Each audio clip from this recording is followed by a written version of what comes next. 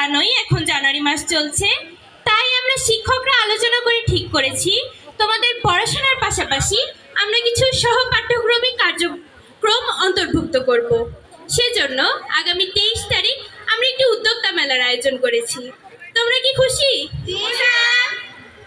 মেলায় অংশগ্রহণের কিছু নিয়ম রয়েছে, যেমন প্রতি শ্রেণী থেকে 2টি করে দল হবে, প্রতি দলে 10 থেকে 12 জন করে শিক্ষার্থী থাকবে।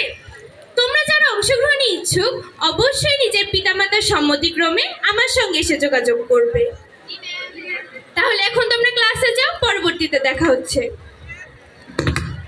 আমাদের বিদ্যালয়গুলো প্রায়ই আয়োজন করে বিভিন্ন সহপাঠ্যক্রমিক কাজের, যেগুলো শিক্ষার্থীদের পড়াশোনার পাশাপাশি পরিচিত করে সাংস্কৃতিক নতুন ভুবনের সাথে।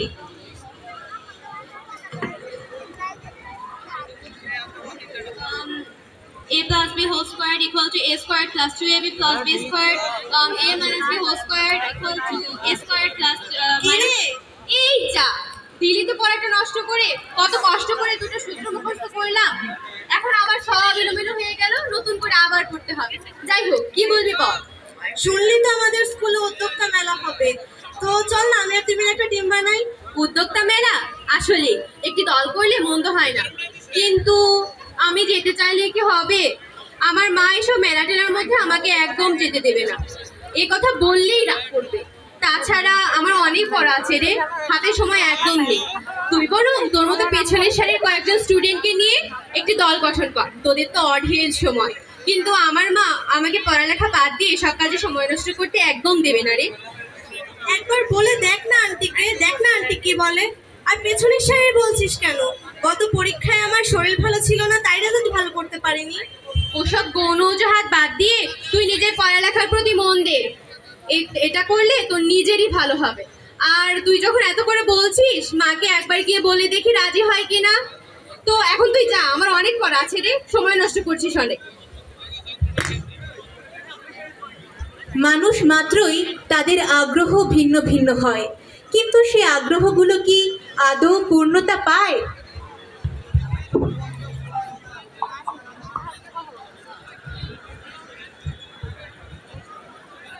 মা মা আমার শোনা। মা কি করছো মা? দেখতে পাচ্ছিস না ফোনে একটু কাজ করছি। মা তোমাকে না একটা কথা বলার ছিল।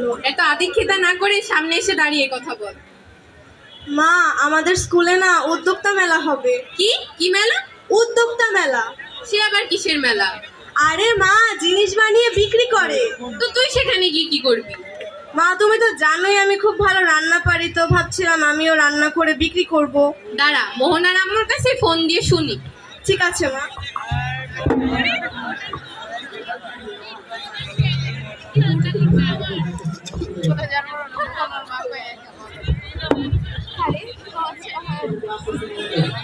হ্যালো হ্যালো, আসসালামু আলাইকুম ভাবি। ওয়ালাইকুম আসসালাম। কে ভাবি? ভাবি আমি তাসনিমের আম্মু। ও ভাবি, কি বলবেন তাড়াতাড়ি বলেন, মেয়ের আবার অনলাইন ক্লাস আছে তো ওকে ফোন দিতে হবে। মা দ্রুত কথাটা শেষ করো, আমার একটু পরে অনলাইন ক্লাস শুরু হয়ে যাবে, দেরি করিও না। হ্যাঁ ভাবি বলেন। ভাবি, মোহনা কি আপনাকে উদ্যোক্তা মেলার বিষয়ে কিছু বলেছে স্কুলে? উদ্যোক্তা মেলা? না ভাবি, ও তো আমাকে এ ব্যাপারে কিছুই বলেনি। আর আমার মেয়েটা তো উদ্যোক্তা মেলায় যাওয়ার জন্য লাফালাফি শুরু করে দিছে। ফেল করলে বুঝবেনি। কিছু বললেন ভাবি? না না ভাবি, কিছু বলিনি। দাঁড়ান আমার কাছে শুনেনি। আই মোহনা, তোদের স্কুলে নাকি উদ্যোক্তা মেলা হবে, তুই তো আমাকে এ ব্যাপারে কিছুই। আসলে মা, আমি না তোমাকে এই ব্যাপারে বলতে ভুলে গিয়েছি। ম্যাম কিছুক্ষণ আগে আমাদের স্কুলে এই ব্যাপারে বললো, তো তাসনিম সহ অন্যান্যরা ওরা সবাই মেলায় অংশগ্রহণ করবে, আমাকে অনেক জোরাজোরি করছিল।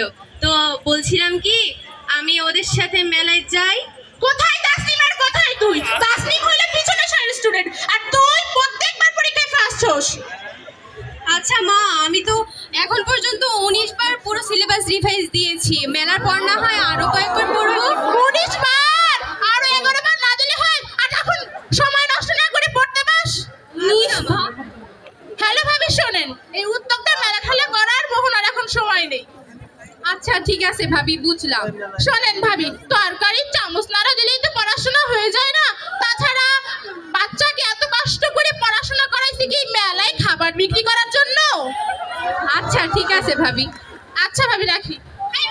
এই মোহনা, তোর ফোন।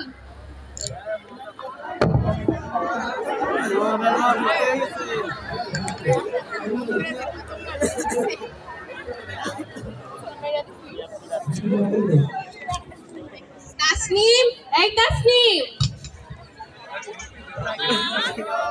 ওয়াও, খুব টেস্টি হয়েছে তো। হ্যাঁ মা, বলো। আমি মোহনার মাকে ফোন দিয়েছিলাম। কি বললো? মোহনা তো যাচ্ছে না উদ্যোক্তা মেলায়, তাহলে তুই কেন যাবি? হ্যাঁ, ওই মেয়ের 19 বার সিলেবাস শেষ হয়েছে, আর তোর কয়বার শেষ হলো? হ্যাঁ, এই পর্যন্ত তো বইয়ের পাতাই খুলে দেখলি না, আর উদ্যোক্তা মেলায় যাওয়ার জন্য লাফালাফি করতেছিস না? প্লিজ মা, একটা দিনই তো মা, প্লিজ মা। একটা দিন কত সময় জানিস তুই? ৮৬,৪০০ সেকেন্ড। তোর কাছে এত সময় আছে যে নষ্ট করবি? মা, মেলার পরে বই ধরবো মা, প্লিজ মা, একটা দিন। তোর যা খুশি তাই কর, আমি শুধু রেজাল্ট খারাপ হলে দেখবো। সে তো পরিবার কিংবা বন্ধুদের চাপে পড়ে সুপ্ত ইচ্ছেগুলো চাপা পড়ে বইয়ের নিচে। একটু সুযোগ পেলেই হয়তো সেই ইচ্ছেগুলো হতে পারত এক একটি জীবন জয়ের হাতিয়ার। আপু, আসসালামু ওয়ালাইকুম আসসালাম। তোমরা কি তাহলে দল গঠন করেছো? তাহলে কে কে অংশগ্রহণ করছো? এ কি মোহনা, তুমি অংশগ্রহণ করবে না? না ম্যাম, আসলে আমি মাকে বলেছিলাম, কিন্তু মা রাজি হননি। আবার সামনে স্কুলের পরীক্ষা তো, সেটার প্রস্তুতিও ভালো নয়, তাই আমি আর এবছর অংশগ্রহণ করব না।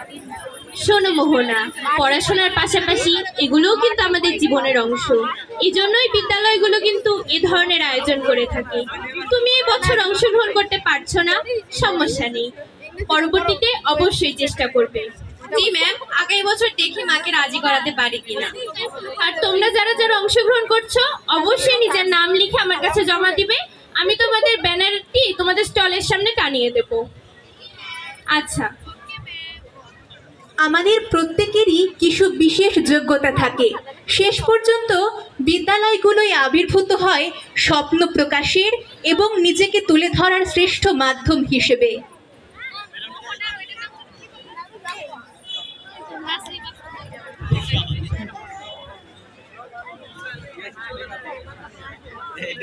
ফরিদপুর সরকারি বালিকা উচ্চ বিদ্যালয় কর্তৃক আয়োজিত ক্ষুদে উদ্যোক্তা মেলা 2025-এ আজকে আমাদের মধ্যে প্রধান অতিথি হিসেবে উপস্থিত হয়েছেন একজন সফল তরুণ উদ্যোক্তা, যার নাম সামিহা মৌ।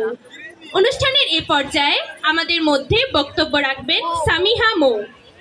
তোমাদের সকলকে অভিনন্দন। তোমরা জেলার একটি স্বনামধন্য বিদ্যালয়ের শিক্ষার্থী। তোমরা যে উদ্যোক্তা মেলায় অংশগ্রহণ করেছো, এ দেখে আমি খুবই খুশি। তবে আমি চাইবো ভবিষ্যতে যেন এই অংশগ্রহণকারী সংখ্যা আরো বৃদ্ধি পায়। সকলকে শুভকামনা। অনুষ্ঠানের এ পর্যায়ে রয়েছে পুরস্কার বিতরণী পর্ব। ক্ষুদে উদ্যোক্তা মেলা 2025-এ শ্রেষ্ঠ ক্ষুদে উদ্যোক্তা হয়েছে 10ম শ্রেণীর শিক্ষার্থী কাজী তাসনিম তাবাসসুম।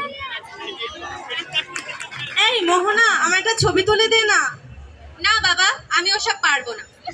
কোনো সমস্যা নেই, আমাকে দাও, আমি তুলে দিচ্ছি।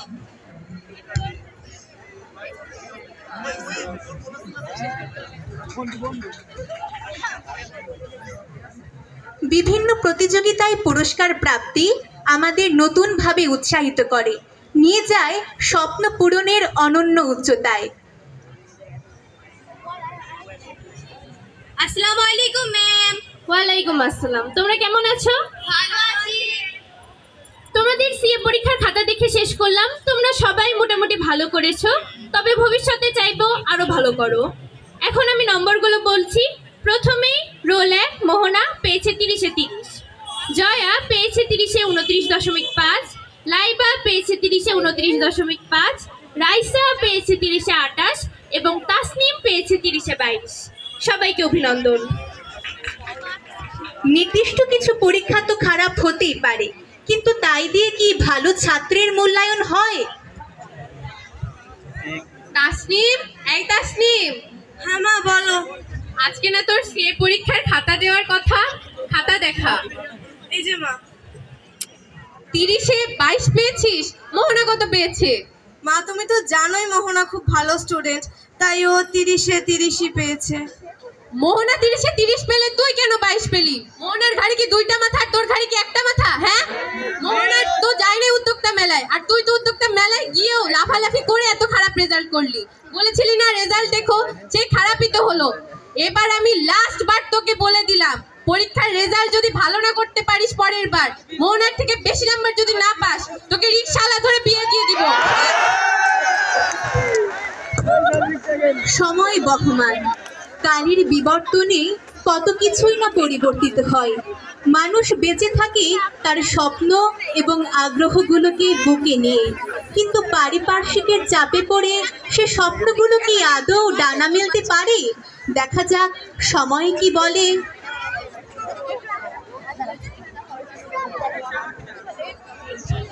তোরা কোথায়? আমরা তো চলে এসেছি রাজেন্দ্র কলেজের ভেতরে শতবর্ষী ভবনের সামনে।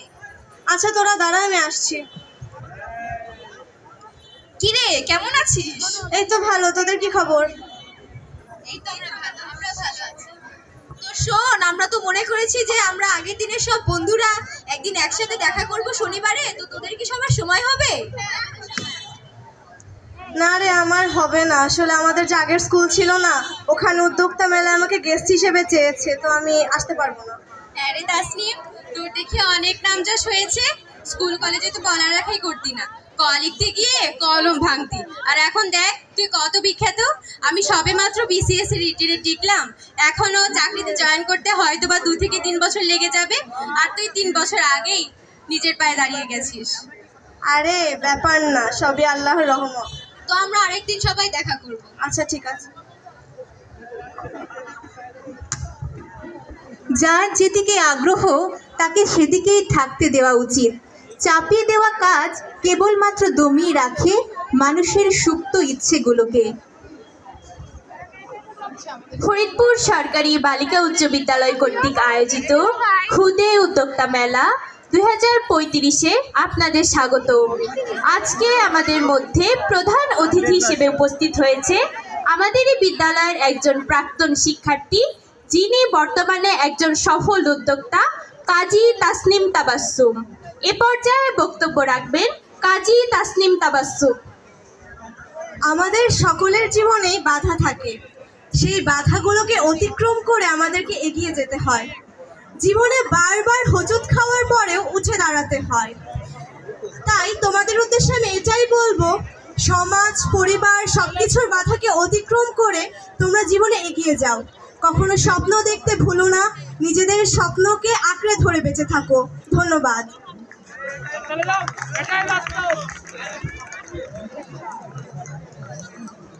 নাটিকাটির মাধ্যমে আমরা দেখতে পেলাম আমাদের আগ্রহের ক্ষেত্রগুলো ভিন্ন হতেই পারে। যার যেদিকে আগ্রহ, আমরা যদি তাকে সেদিকেই ধাবিত করি, তবে সে প্রকৃত সফলতা অর্জন করতে পারে নিজেদের জীবনে। হয়তো কখনো কখনো পরিবার কিংবা সমাজের চাপে আমরা আমাদের স্বপ্নগুলোকে পূরণ করতে পারি না। তাই আমাদের আহ্বান, আমাদের স্বপ্নগুলো পূরণ করার একটি ক্ষেত্র তৈরি করে দিন। ধন্যবাদ।